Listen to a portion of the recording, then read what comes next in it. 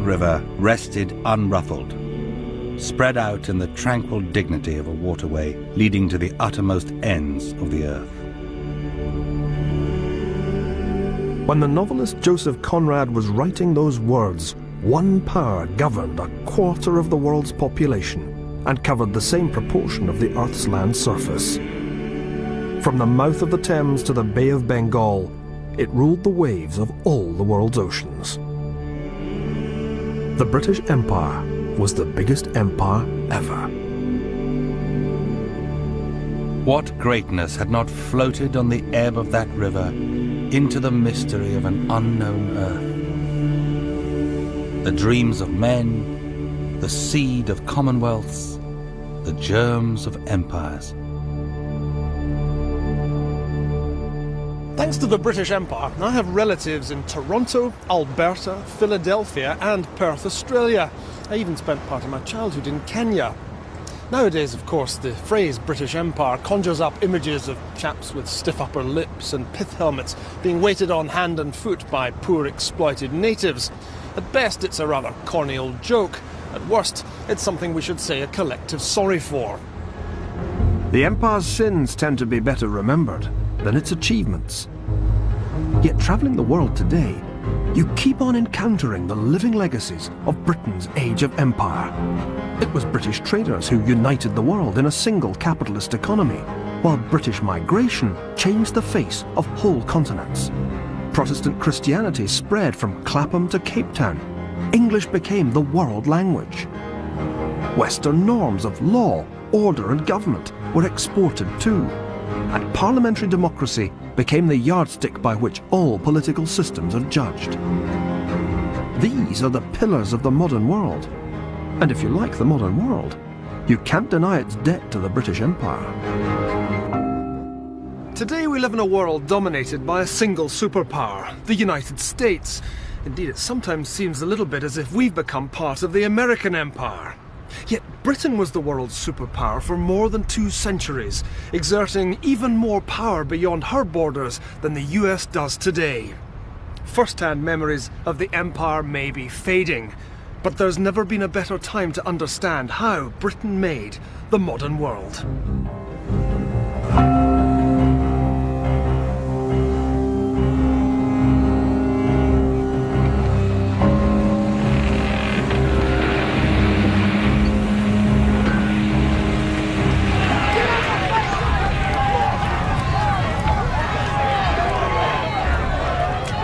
In December 1663, British pirates launched a smash-and-grab raid on the Spanish outpost of Gran Granada in the Caribbean.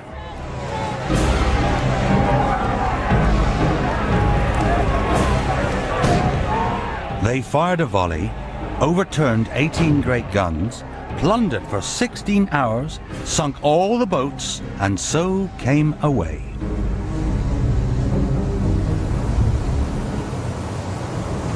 This is how the British Empire really began, in a maelstrom of seaborne violence and plunder. It wasn't so much the work of imperialists consciously imposing English rule on foreign lands, or even of colonists looking for a new life in a new world. These buccaneers, as they were called, were thieves in the business of stealing from someone else's empire. What they were about was not so much grand strategy, more like grand larceny. The buccaneers had a complex system of profit sharing, including insurance policies for injury. This was crime, all right, but it was organized crime. The buccaneers' leader was a rogue Welshman named Henry Morgan, a prickly, hard-drinking character who insisted he was descended from respectable Monmouthshire gentry. Henry Morgan was anything but respectable. Morgan was a gangster, one of the generation of good fellas who laid the foundations of the British Empire. For Morgan, buccaneering was simply a matter of getting rich quick. But for the English government, piracy was a low-budget way of waging war, and the enemy was Spain.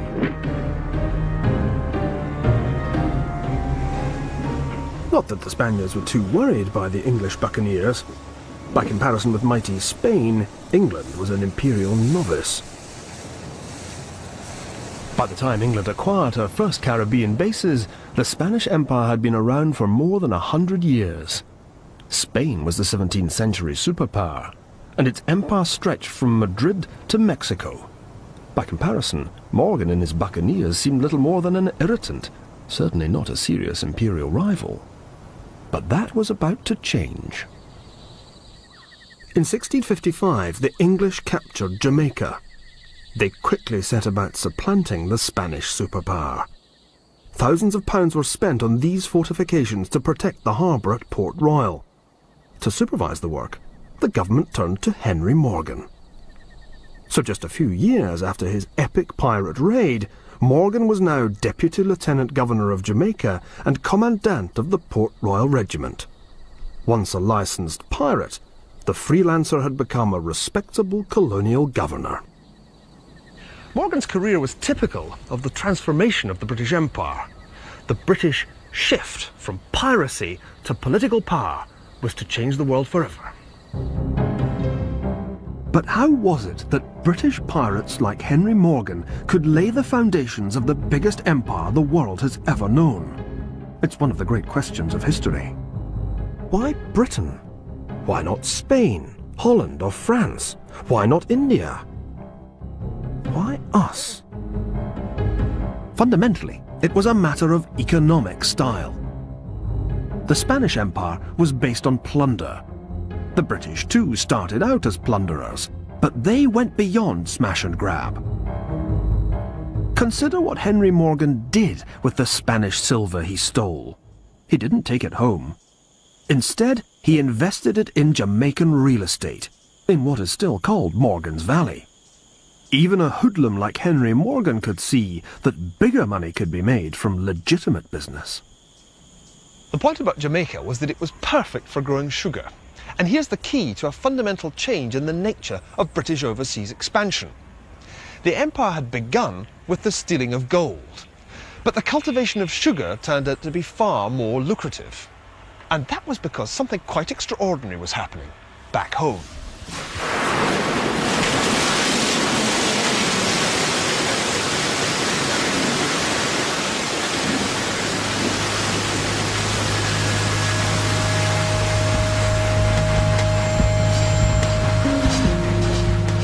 '17th century England was still primarily an agricultural economy.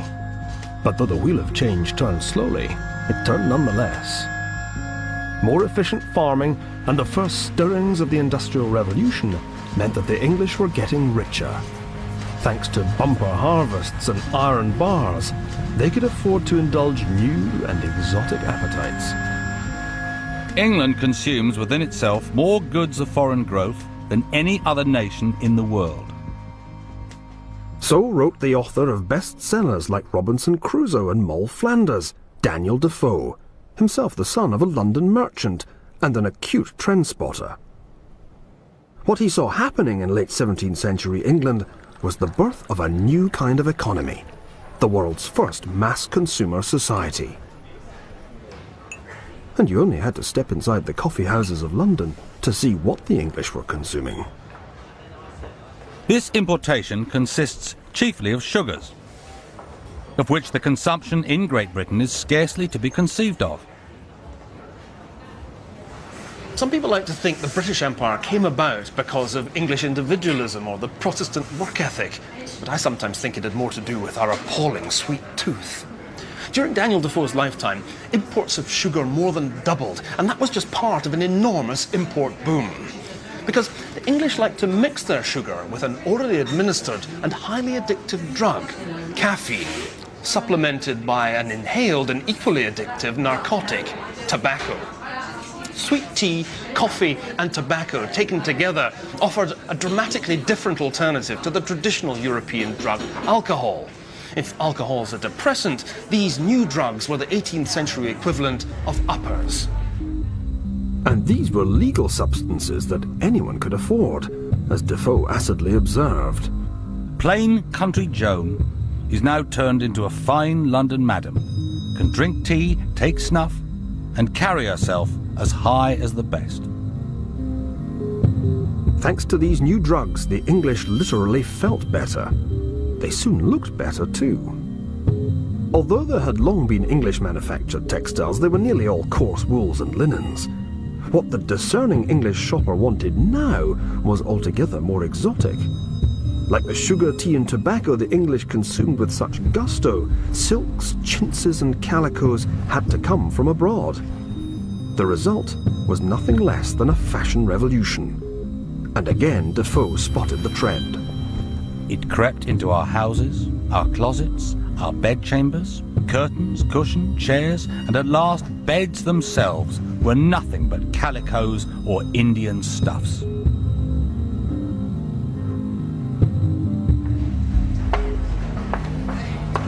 The wonderful thing about imported textiles is that the market for them is practically inexhaustible. Ultimately, there's a limit to how much tea or sugar any human being can consume, but people's appetite for new clothes had and has no such limit.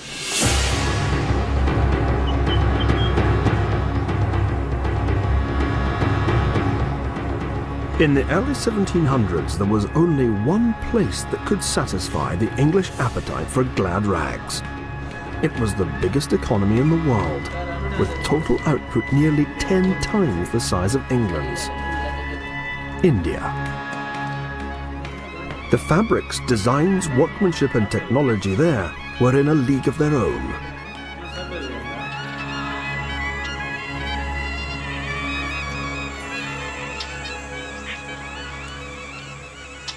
All this time, the Spaniards were still empire building the old-fashioned way, ransacking the wealthy civilizations of Central America.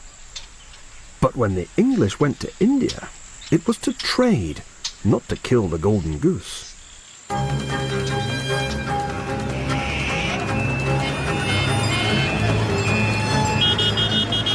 The economics of this early import trade were relatively simple. To begin with, English merchants had little they could offer Indians that the Indians didn't already make themselves. So it was a case of paying in cash rather than exchanging goods. Today we call it globalization, goods and money crisscrossing the world to form a single economic system. But in one respect, 17th century globalization was different.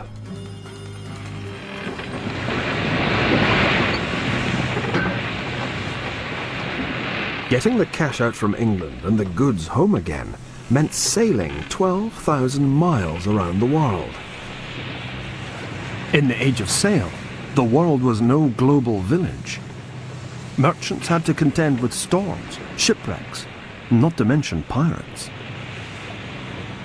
The real threat, however, came not from ships flying the Jolly Roger, but from other Europeans who wanted to trade with India. Asia was about to become the scene of a ruthless battle for market share. This would be globalization with gunboats.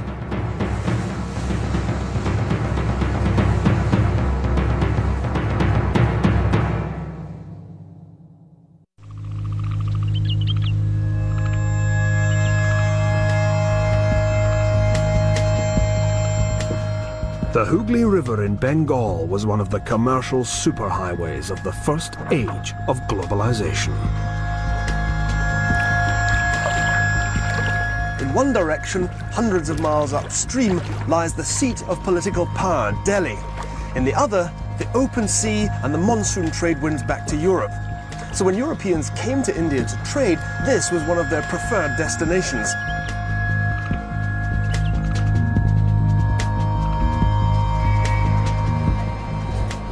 In 1700, the population of India was more than 20 times that of England. India produced nearly a quarter of the world's economic output. The sheer wealth of the Indian economy meant that Indian merchants had little interest in overseas markets. But it made India an irresistible honeypot for European traders. These dilapidated and incongruously European buildings are in the town of Chinsurah, on the banks of the Hooghly. They mark the beginnings of one of history's most successful business corporations and its immensely lucrative relationship with the Indian people.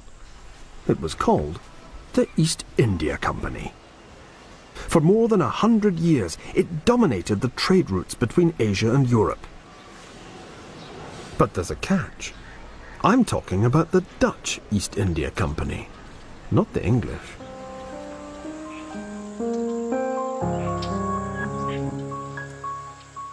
The Dutch East India Company was founded in 1602. The Dutch then were at the cutting edge of capitalism. A stock exchange, a central bank, a stable currency. It was an investor's paradise. And Dutch businessmen didn't just put their money in East India Company shares. They were also more than happy to lend to their investor-friendly government. Thanks to their system of national debt, the Dutch seemed able to conjure up money out of thin air. Now they could afford to send more ships up the Hooghly than anyone else. Backed by the Dutch Navy, their East India Company soon monopolized the immensely lucrative Asian spice trade. English merchants had in fact founded their own East India Company just a couple of years before. It was run from a rather smart boardroom like this. Yet in its early days it lagged far behind the more financially sophisticated Dutch operation. Despite the corporate splendour, it was an inferior imitation. Like its Dutch rival, the English East India Company raised money from the investing public by issuing bonds and shares, and was backed by a royal charter which granted it a monopoly over trade with the East Indies. Or did it? Because two companies couldn't both have a monopoly over Asian commerce. Year after year, the two East India Companies sent ships south with the trade winds round the Cape of Good Hope to the Indian Ocean.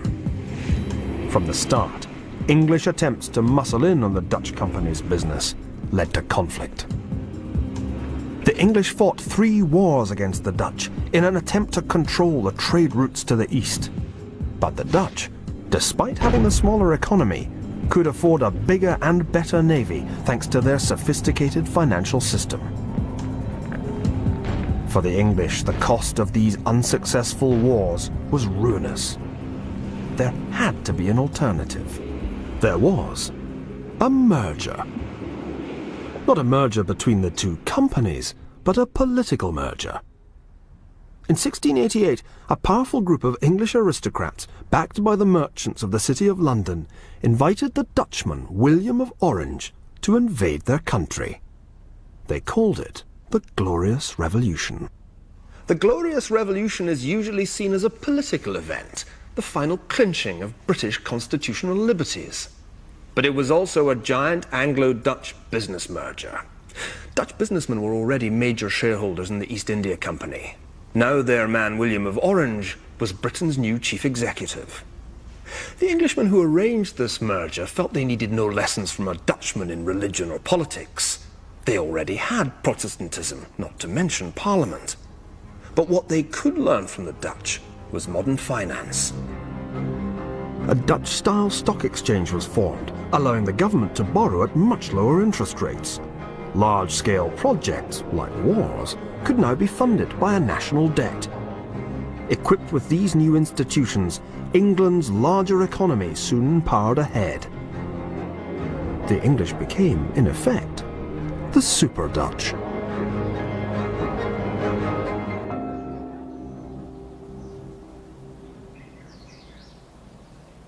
Out in India, the company's agents were also copying the Dutch, acquiring trading bases, enterprise zones where they could safely do business by their own rules. The biggest was on the southeast coast of India. As if to advertise its Englishness, they called it Fort St. George. The town the English built inside the fort, with its church, its parade ground, its villas and warehouses, was like a replica of the Dutch settlement at Chinsura. But under the new Anglo-Dutch arrangement, Chinsura belonged to the past. The future was Fort St. George. The Englishmen who sailed east to work at Fort St. George were gambling not just health, but life itself on the chance of Asian riches. The trouble was that the company paid peanuts. The temptation to supplement its meagre wages by moonlighting was overwhelming. It meant that the company was soon faced with a new source of competition: renegade employees. Typical of the young men on the make who entered the company's service in the late 17th century was Thomas Pitt, the son of a genteelly impoverished Dorset clergyman. India was to be the Pitt family's route from poverty to power.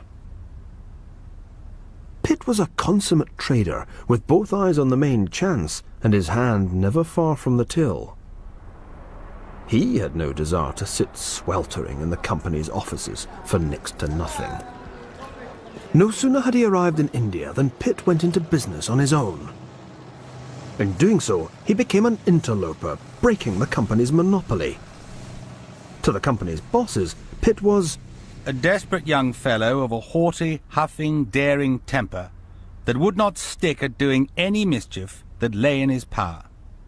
His later elegantly bewigged portraits mask Pitt's true character. Put politely, he was an operator. Put bluntly, he was a spiv. Whether they worked for the company or not, men like Pitt were crucial to the growth of Anglo-Indian trade. Alongside the company's official business, an enormous private sector was springing up. And what that meant was that the company's monopoly on Anglo-Asian trade granted to it by the Crown was crumbling away. It was probably just as well, because a monopoly company could never have exploited business opportunities in India the way the interlopers did. Indeed, the company itself gradually began to realise that the interlopers might be more a help than a hindrance to its business.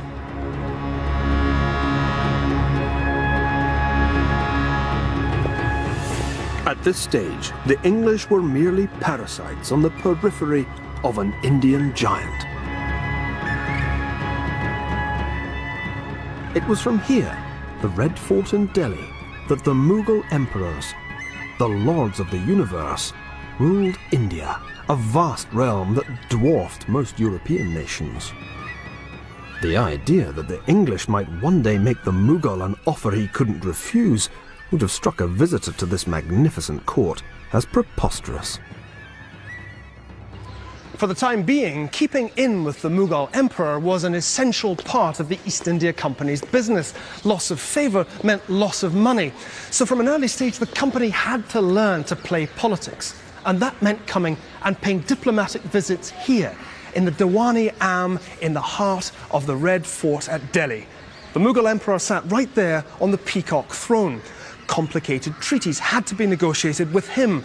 Bribes had to be paid surreptitiously to his officials. All this called for men who were as adept at wheeling and dealing as they were at buying and selling. In 1698, negotiations with the Mughal were entrusted by the company to none other than the interloper Thomas Pitt. Just as the pirate Henry Morgan had been called in to defend British Jamaica against Spain, so Pitt was to be the company's persuader in India. He was appointed governor of Fort St. George. When the fort itself was besieged by the Mughals' local lieutenant, the company's directors back in London instructed Pitt to take the gloves off. These native governors have the knack of trampling upon us and extorting what they please of our estate from us. They'll never forbear doing so till we've made them sensible of our power. Pitt needed to get some protection. He began garrisoning Fort St. George in earnest, raising company regiments from among India's warrior castes, with British officers and the latest European weapons. Having started out in trade, the East India Company now had its own settlements, its own diplomats, even its own army.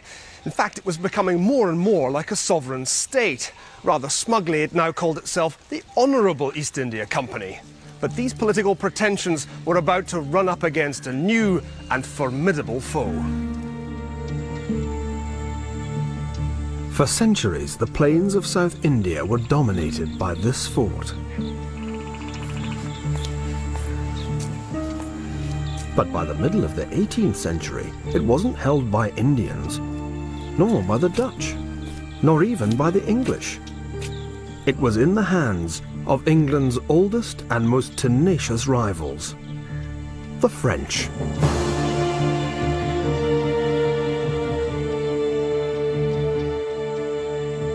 the struggle between the English and the Dutch had been primarily commercial. It was strictly business, a competition for market share. The conflict with the French was political. It would decide who would govern the world. It raged in every corner of the globe, even here in the ancient Indian fortress of Ginji. And its outcome was very far from a foregone conclusion.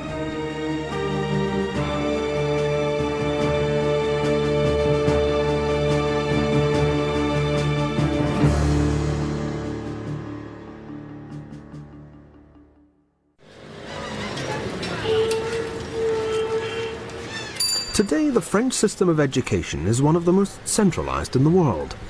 Everyone's taught the same syllabus, the same maths, the same literature, the same philosophy. It's an authentically imperial project, and that's as true here as anywhere else in the French-speaking world. The amazing thing is that this isn't Paris or even Perpignan, it's Pondicherry on the southeast coast of India. If things had gone differently in the 1750s, schools all over India would be like this. And French, not English, would be the modern world language. Pondicherry, one of the first French bases in India, was just down the coast from Fort St. George. But palaces like this look down on similar courtyards in Louisiana, Canada, and the Caribbean. Think of it as a race for empire. At first, Spain had made the running, but the Spaniards had frittered away the loot from their conquests. Then the Dutch pulled ahead with their financial wizardry, but the Anglo-Dutch merger shared that advantage with bigger Britain. By 1700, there was only one serious rival left. And with an economy twice the size of Britain's, France was now the favourite to win the race. In the British press, there was mounting alarm. Every Briton ought to be acquainted with the ambitious views of France. Our trade, our liberties, our country, nay, all the rest of Europe, are in a continual danger of falling prey to the common enemy, the universal cormorant that would, if possible, swallow up the whole globe itself. Commercially, the French East India Company never posed much of a threat to the English. Despite massive government subsidies, it still managed to lose more than a third of its capital in just 20 years. Maybe that was because, unlike its English counterpart, it was under such firm government control. It was run by aristocrats, royal cronies, who didn't give a hoot about trade. What these men did care about was power politics. They dreamt of kicking out the British and turning India French. Anglo-French rivalry here and elsewhere led inevitably to war. The decisive conflict broke out in 1755. It lasted for 7 long years. The 7 Years' War is one of those arcane conflicts beloved of a certain kind of dusty schoolmaster. You can almost imagine having to swat up the causes and consequences for some ghastly exam. Yet this 18th century Armageddon was every bit as much a world war as the great global conflicts of the 20th century. The fighting raged from Calcutta to Canada, from Manila to Madras. And what was at stake was nothing less than the future of empire itself. Would the world be British? Or would it, like Pondicherry, be French?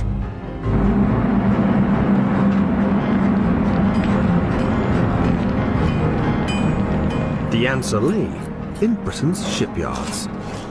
The Prime Minister William Pitt, the grandson of the East Indian interloper Thomas Pitt, ordered an enormous and expensive naval build-up. The Royal Dockyards became the largest industrial enterprise in the world. It was the first indication of the British ability to harness industry to the cause of empire. The Royal Navy doubled in size to a total of more than 300 ships. If you want a simple answer to the question, why Britain? It was the economy, stupid.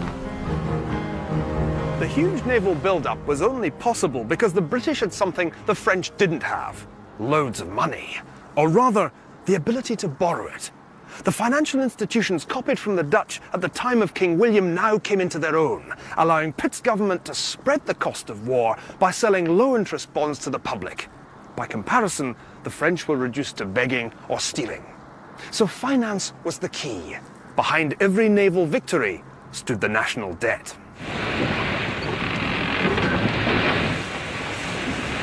The sheer number of British ships made a permanent blockade of France possible. By 1759, the Royal Navy was in a position to intercept and destroy the French battle fleet.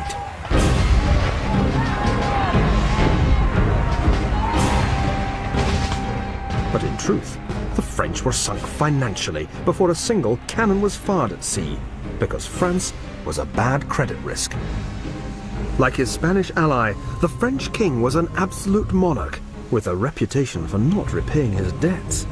So his government could only borrow at ruinous interest rates. This was the turning point for the French dream of global empire. Out in the French colonies, the effect of the naval blockade was devastating. With their supply lines cut, the French simply couldn't hold out. The capture of Quebec handed Canada to the British. The French sugar islands in the Caribbean fell too. And in 1762, their Spanish allies were bundled out of Cuba and the Philippines. That same year, the French surrendered the fort here at Jinji. By then, all their bases in India had been captured. The struggle for world mastery between Britain and France wasn't yet over. It would drag on with only a few intermissions until 1815. But the 7 Years' War decided one thing for sure. India would be British, not French. And that gave Britain what for 200 years would be the jewel in its imperial crown, a huge market for British trade and an apparently inexhaustible reservoir of military manpower. Indeed, India was more than a mere jewel. It was the whole diamond mine. In the aftermath of the British victory, the Mughal emperor was forced to cede vast territories, including the whole of Bengal, to the East India Company General Robert Clive. It wasn't quite a license to print money, but it was the next best thing. The deal gave the company the right to tax over 20 million people. The company was now in the biggest and apparently most respectable business of all. The business of government.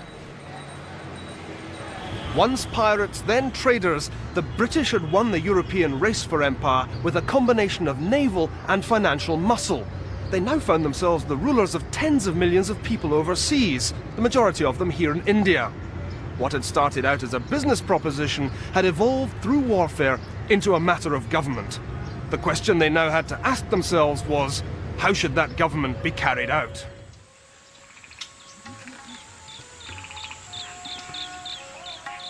After all, India was a highly sophisticated civilization. The Spanish approach would simply have been to ransack it. But British rule in Bengal was to be more than a smash and grab affair. A new hybrid society began to develop. East India Company scholars translated Indian laws and literature. Company employees married Indian women and adopted Indian customs. It was an extraordinary moment of cultural fusion. In 1773, a Governor-General was appointed who was happy to encourage this mingling. Warren Hastings had joined the East India Company at the age of 17 and worked his way to the top. He was fluent in Persian and Urdu, and the more he studied Indian culture, the more respectful he became. Every instance which brings their real character home to observation will impress us with a more generous sense of feeling for their natural rights, and teach us to estimate them by the measure of our own. This was more than just a cultural merger. In some cases, it was a genetic cross-fertilization, literally producing a new breed of men, genuine Anglo-Indians. The archetype was the grandson of the mayor of Montrose, but the son of a Rajput princess, and one of the great warlords of the early empire, Colonel James Skinner. I think James Skinner is my favourite figure in the early history of Britain and India. He personified that Anglo-Indian encounter. He himself was of mixed parentage, he loved the women, he wore the clothes, he spoke the languages, and the regiment he founded, Skinner's Horse, was a quintessentially Oriental outfit. There was only one part of Indian culture Skinner didn't buy into, and that was religion. Lying wounded on a battlefield, he vowed to found a church, and here it is today, in the heart of Delhi. Men like Skinner believed that a permanent bonding of European and Indian culture was a real possibility. But this was to be not so much a merger as a takeover. The company's executives never forgot that they were in India first and foremost to make money. That was the bottom line of this private sector empire. A new word was about to enter the English language, a corruption of the Indian princely title of Nawab, the Nabob. It meant an Englishman who'd made a packet in India. Thomas Pitt was one of the first of these nabobs. When he returned from India, he built himself this elegant stately home at Swallowfield in Berkshire.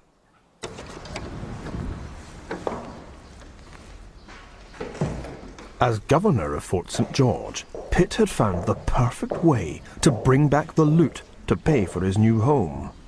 He called it My grand affair, my great concern, my all, the finest jewel in the world. This is a replica of his grand affair, the Pitt Diamond. At the time, it was the largest the world had ever seen. Pitt never told the full story of how he came by it, but it literally made his name. Henceforth, he would be known as Diamond Pitt. You might say he was the original diamond geezer. Wealth like this enabled him to found a dynasty which produced not one, but 2 British prime ministers. Yet the nabobs could only make these enormous profits because the East India Company was maintaining 100,000 men under arms, an army that was in a state of constant and costly warfare. What had started out as an informal defence force to protect the East India Company's trade had evolved into its raison d'etre, fighting new battles to conquer new territory to pay for the previous battles. What's more, the nabob's prosperity also depended on the Royal Navy's ability to fend off the French when they returned to the fray in the 1770s, and that cost even more money. It was easy enough to see who was getting rich from the empire. You only had to look at a place like this. The question was, who exactly was going to pay for it?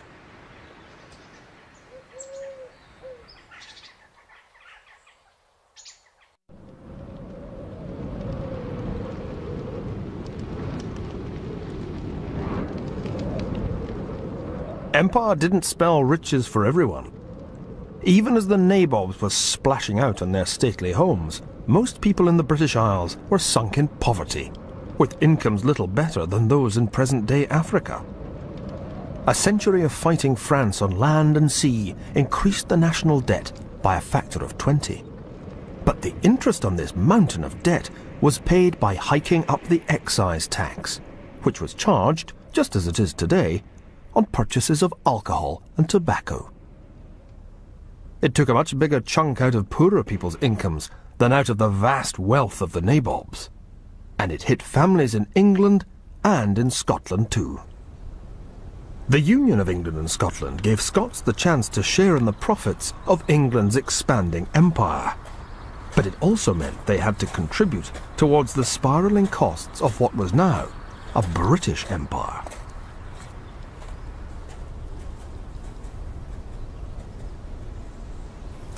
Even in a place as remote as this, in darkest Ayrshire, the undertow of empire could be felt. This wee cottage is something of a national shrine to us Scots. It's the birthplace of Robert Burns, our greatest poet. Now, unlike many another Scot in the late 18th century, Burns isn't famous for martial deeds of derring do beneath palm and pine, but his life story sheds intriguing light on both the nature and the costs of the British Empire. Burns's poetry made him famous, but it paid few bills. So bad did things get that when he was 27, Burns thought seriously of emigrating to Jamaica. It turned out, however, that he could just as well serve the British Empire by staying put here in Ayrshire. This scrap of paper gives a clue as to how Burns finally made ends meet. Our national poet was a bit of a sinner, that much we knew, but what often gets forgotten is that he was also a tax collector, working for the excise, and this is one of his tax ledgers. It was something that embarrassed him a great deal more than his celebrated boozing and wenching. I will make no excuses, but I have sat down to write you on this vile paper, stained with the sanguinary scores of "they cursed horse leeches o'er the excise." For the glorious cause of lucre, I will do anything.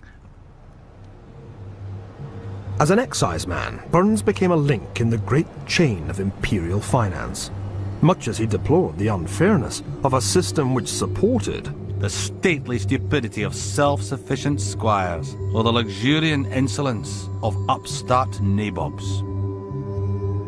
The enterprise of empire had become so all-embracing that it was able to co-opt even its fiercest critics. Burns was forced to keep his opinions to himself, on pain of losing his job. Like the many other Scots of the period who worked for Hastings' East India Company, and they dominated the payroll in Calcutta, Burns had been bought off.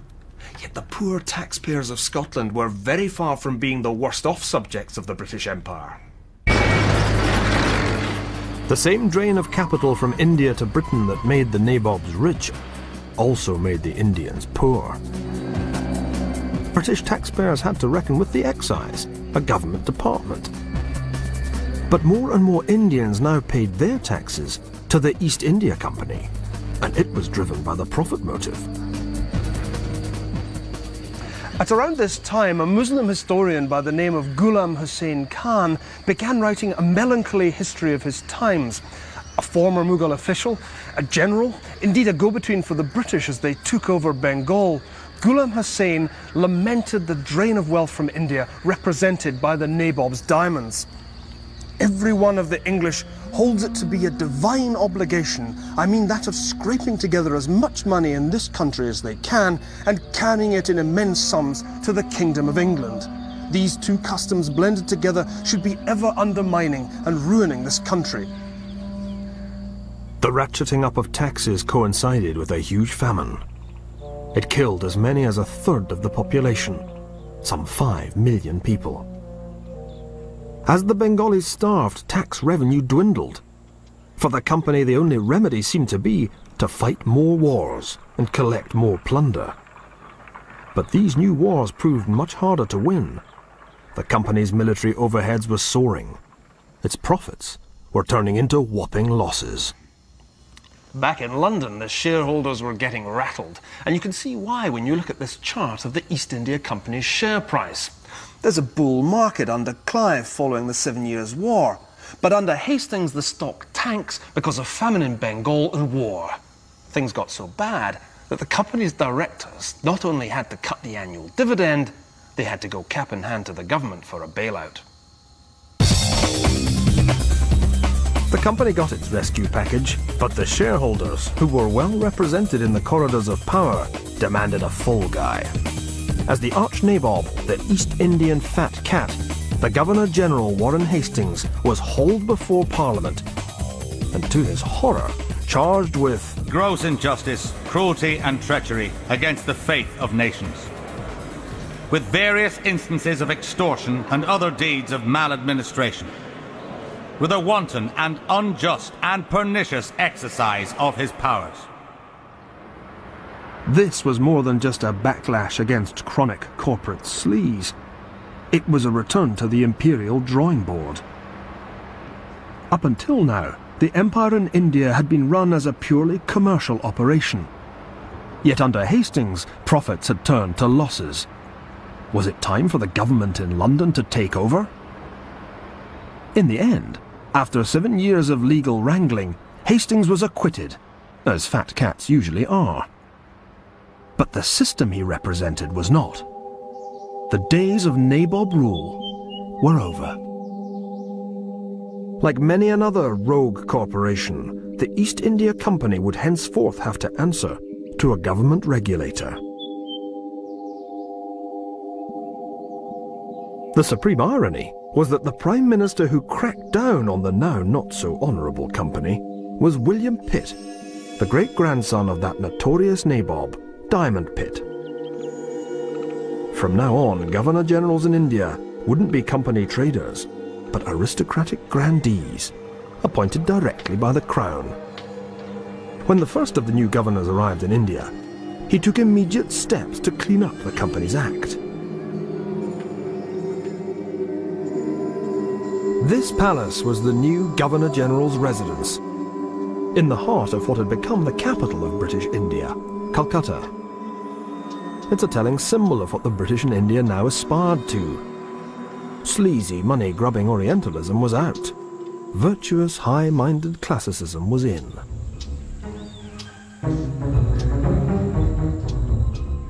By the late 18th century, the newly reformed East India Company was just one of a web of British corporations that together dominated the global economy. From Hudson's Bay to Botany Bay, from Bengal to Barbados. But now these companies were becoming, in effect, agencies of the British government. The globalization of British profits had become the globalization of British political power. If ever an empire was built on economics, then this surely was it.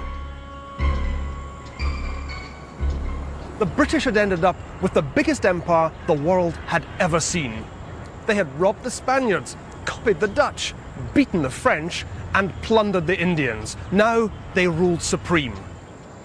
No one had consciously set out to do it. Indeed, the Victorians later joked that the empire had been acquired in a fit of absence of mind.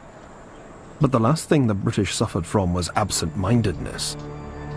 They knew exactly what they were doing, and they meant to keep on doing it.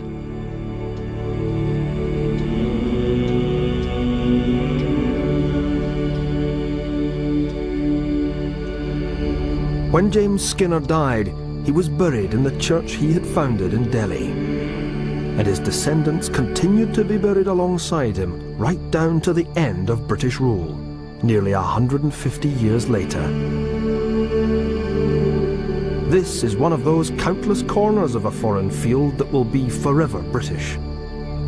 It's a striking reminder of how a people who began as buccaneers became traders, then soldiers, and then rulers. From piracy to power in just 3 generations.